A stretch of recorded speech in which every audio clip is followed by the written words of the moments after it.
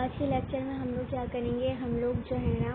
Ultrasound के लिहाज से वो स्ट्रक्चर्स देख लेते हैं जो हमें अल्ट्रासाउंड के अंदर नज़र आती हैं। ठीक है, स्टार्टिंग के डेज में क्या होता है, डे 1, डे 2 और डे 3, 4, 5, 6, 7, 8, 9, 10 एंड 12 डेज पे हमें जो है वो चीज़ें अच्छे से नज़र नहीं आती अल्ट्रासाउंड में। ठीक है, क्योंकि जो पहला मंथ होता है, जो फर्स्ट मंथ होता है, यानी कि जो 4 वीक्स होते हैं स्टार्टिंग के, तो वो महीना तो हमारा ऐसे ही निकल जाता है कि हम वेट में होते हैं कि नेक्स्ट मंथ हमें पीरियड्स आने।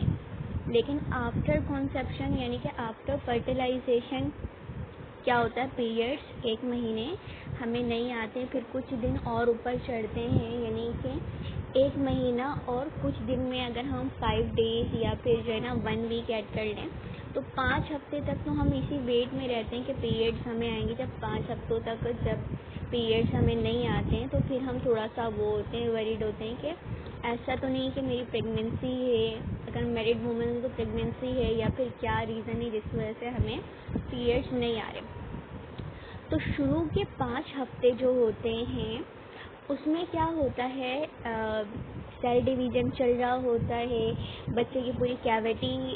के बनाने की तैयारी चल रही होती है इंटरनल बॉडी के अंदर, जो हमारे रिप्रोडक्टिव ऑर्गन्स होते हैं उसके अंदर। कि फॉर एग्जांपल ये यूट्रस है, अब यूट्रस में क्या हो रहा है भाई कि जो एंडोमेट्रियम लाइनिंग थी,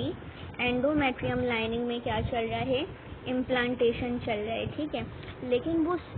जो एग होता है या फर्टिलाइज्ड एग होता है या जो एम्ब्रियो बच्चा होता है, उसकी जो पूरी थैली होती है वो बहुत ज़्यादा छोटी होती है, तो स्टार्टिंग के वीक्स में हमें इतना अच्छा नज़र नहीं आता है। ठीक है,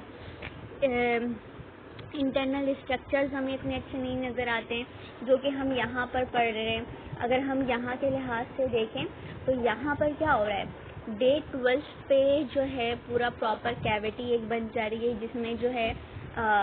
जो येलो जो है वो उसका प्लासेंटा वाला एरिया है, प्लासेंटल कैविटी है। इसके अलावा ये जो छोटा हुआ वाला है ये इसके पानी की कैविटी, और ये जो बड़ा वाला है वो इसकी जर्दी की कैविटी है। और इन दोनों के ही बीच में अगर हम ये वाली इमेज देखें तो इन दोनों के बीच में हमें दिखाया गया है जूम करके के बीच में, यानी कि एम्नियन कैविटी और यॉर्क सैक यानी कि जो जर्दी है, इन दोनों के बीच में एम्ब्रियो की जो है वो डेवलपमेंट हो रही है। ठीक है, लेकिन वो बहुत ज़्यादा मतलब कि छोटा, इस वजह से हमें नज़र नहीं आता। तो डे 12 पे ये सारी चीज़ें जो है वो कितने अच्छे से हो गई हैं। ठीक है, अब डे 18 पे, 12 के बाद डे 18 पे जब हम आते हैं तो और प्रॉपर कैविटी और जो है ना प्लासेंटा जो है वो अपनी प्रॉपर एक साइड जो है वो क्या कर लेता है, डिसाइड कर लेता है। अब ये कैसे होता है कि यूट्रस है और ये इसका एंडोमेट्रियम है। ठीक है, अब जब एग आके इम्प्लांट हुआ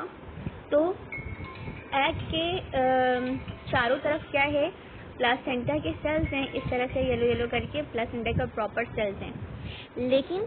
अब उसको ब्लड सप्लाई चाहिए ना, तो अब ब्लड सप्लाई जाहिर है एंडोमेट्रियम के इस साइड से तो उसको ब्लड सप्लाई इतनी अच्छी नहीं मिलेगी नहीं, तो क्या होगा, ये जो साइड्स हैं ये सेल्स जो हैं वो डिफ्यूज हो जाएंगे, और जो अपना वो एक्चुअल साइड डिसाइड करेगा वो ये वाला, क्योंकि ये यूट्रस का, मायोमेट्रियम का और जो एंडोमेट्रियम का ऐसा साइड है जहाँ पे ब्लड वेसल्स जो है वो मौजूद होते हैं। तो यहाँ से क्या होगा, इसको ब्लड सप्लाई मिलेगी तो प्लासेंटा की जो थिकनेस होगी ना वो ओवरऑल डिफ्यूज हो जाएगी, वो बाकी तरफ से तो पतला हो जाएगा, लेकिन जिस साइड से उसने ब्लड सप्लाई लेना है वहाँ से वो थोड़ा सा क्या हो जाएगा, ठीक हो जाएगा। जैसे इस तरह से एग का ये साइड प्लासेंटा के लिए ठीक हो जाएगा और बाकी सारा क्या हो जाएगा, डिफ्यूज हो जाएगा। ठीक है, क्योंकि जहाँ से ब्लड सप्लाई मिलेगी वहीं से वो क्या होगा, थोड़ा सा हमें थिक सा नज़र आएगा। इसके अलावा अब इस एग के अंदर हमें एक पानी की थैली नज़र आएगी, यानी कि ओवरऑल जिसको हम जो है ना गैस्टेशनल सैक कहते हैं, G.S गैस्टेशनल सैक, यानी कि जो बच्चा जिस थैली के अंदर होगा ना उसको हम कहते हैं गैस्टेशनल सैक, पानी की थैली। तो हमें क्या नज़र आएगा, एक गैस्टेशनल सेट जो कि एक ब्लैक कलर की सिस्ट की तरह होगा, जो हमें यूट्रस में नज़र आएगा।